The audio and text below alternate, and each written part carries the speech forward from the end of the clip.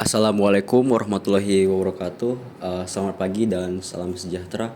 Yang saya hormati Bapak Hafiz Budi Firmansyah, Eskom MSc PhD, dan Ibu Alia Hoirunisa Rizkita, Eskom MKom, selaku dosen pengampu mata kuliah Metodologi Penelitian RB.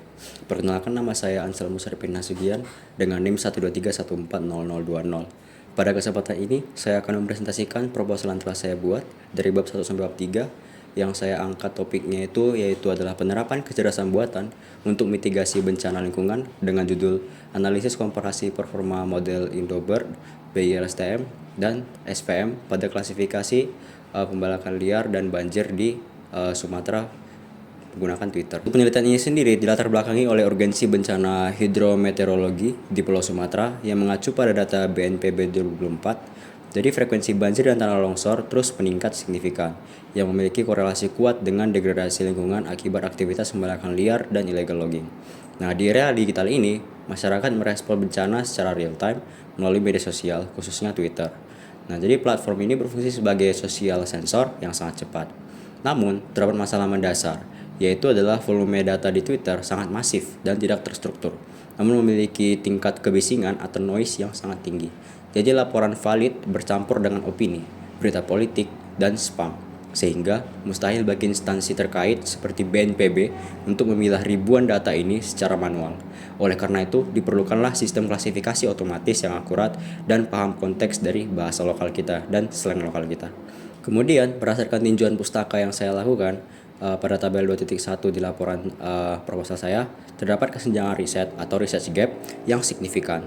Yang pertama yaitu studi kasus yang dilakukan penelitian Ridwan et al. 2022 yang menggunakan naive bias, namun metode ini lemah dalam menangkap konteks kalimat karena menganggap setiap kata berdiri sendiri. Kemudian ada studi modern penelitian Pranamana et al. 2005 yang berhasil menerapkan Indobird dengan akurasi tinggi. Namun studi tersebut dilakukan untuk teks hukum yang berbahasa baku.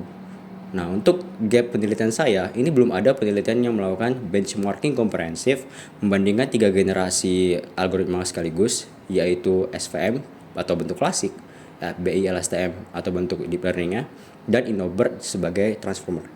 Nah, kasus pada domain bencana di Sumatera yang berkarakteristik pada bahasanya sangat informal atau bisa disebut sebagai slang. Nah, inilah kontribusi utama penelitian saya, yaitu menguji ketangguhan model atau state of the art pada data lokal yang penuh noise. Berdasarkan gap tersebut, rumusan masalah penelitian ini adalah yang pertama, bagaimana merancang skenario komparasi yang valid antara ketiga algoritma tersebut, dan yang kedua adalah bagaimana performa masing-masing model jika dievaluasi menggunakan metrik yang lengkap, yaitu confusion matrix, atau ada akurasi, presisi, recall, dan F1 score. Tujuan akhirnya adalah untuk memberikan rekomendasi model terbaik dan terbukti secara empiris untuk diadopsi menjadi model deteksi dini. Selanjutnya masuk ke bab 3, yaitu metode penelitian saya.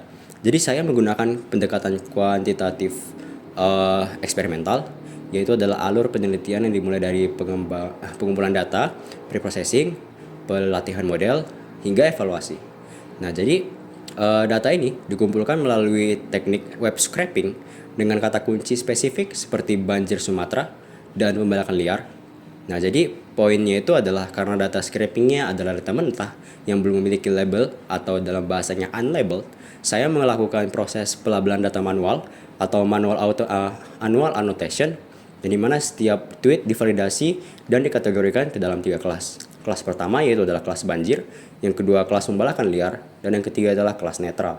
Nah, proses ini krusial untuk menyediakan ground truth-nya yang tentunya harus valid bagi proses supervised learning.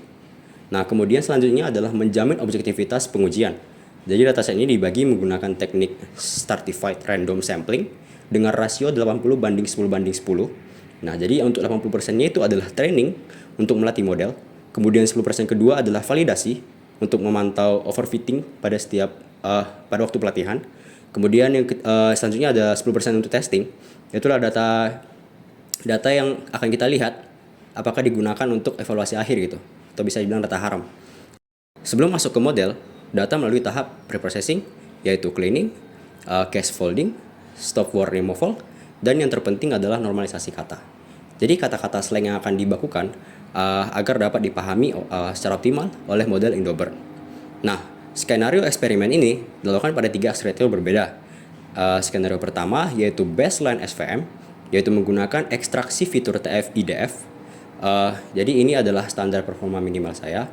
Kemudian yang kedua adalah BILSTM, yaitu menggunakan word embedding.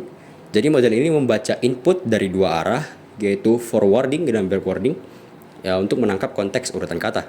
Kemudian yang ketiga adalah Indobert, jadi menggunakan model pre-trained transformer.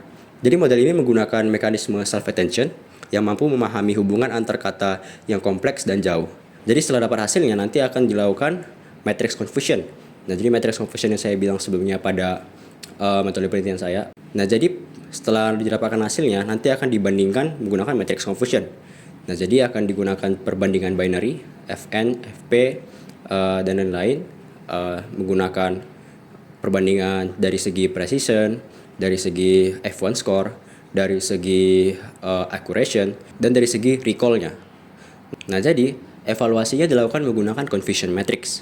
Nah, jadi fokus utama penilaiannya bukan hanya pada akurasi, melainkan pada F1 score. Nah, hal ini karena data bencana ini cenderung tidak seimbang atau bisa dibilang imbalance, sehingga kita membutuhkan keseimbangan antara presisi dan recall. Jadi implementasi teknisnya dilakukan menggunakan Python di lingkungan Google Colab dengan dukungan GPU NVIDIA Tesla T4. Nah, jadi begitulah untuk mekanisme dari bab 1 ke bab 3 dari penelitian saya. Jadi untuk penutupnya saya mengharapkan tidak hanya berhenti sebagai karya akademis, tetapi menjadi landasan teknis bagi pengembangan sistem peringatan dini bencana yang lebih responsif di Indonesia.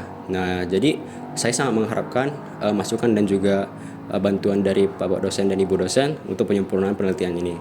Sekian presentasi dari saya. Terima kasih. Sebelumnya, wassalamualaikum warahmatullahi wabarakatuh.